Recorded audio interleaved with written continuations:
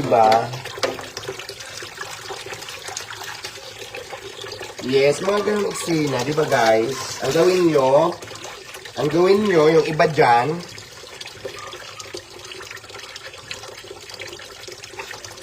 ano tawag dito?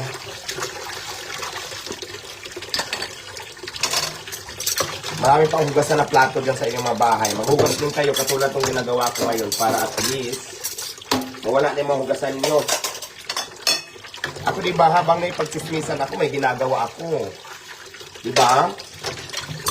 Eh kayo dyan ngayon, yung iba.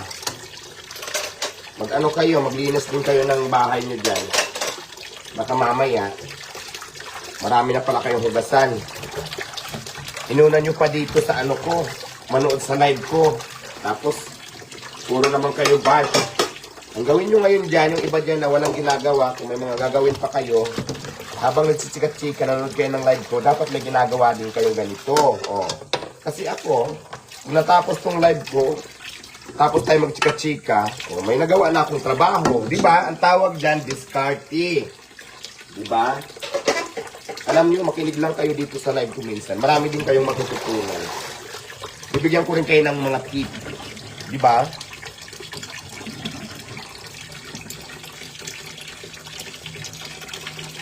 Diba guys? Oh.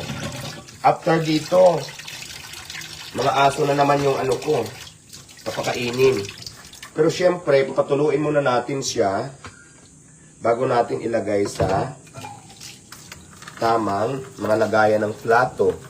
Diba? Ba't ako napunta dito? Mamalay ko sa iyo.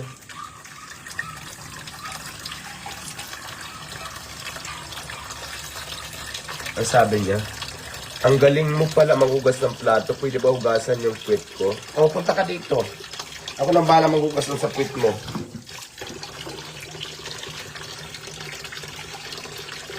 Napaka-nonsense naman kuya ng ano, mga sinasabi niyo. Napaka-nonsense. Unang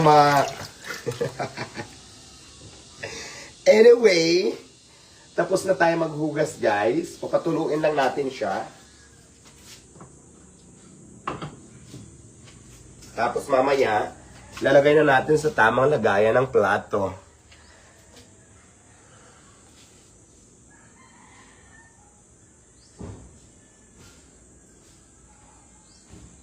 Diba? Thank you so much.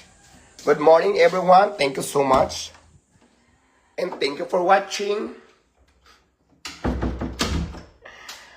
Thank you for watching. Thank you so much. Maraming salamat po. Good morning. Bye-bye everyone. I love you all and God bless. Mwah.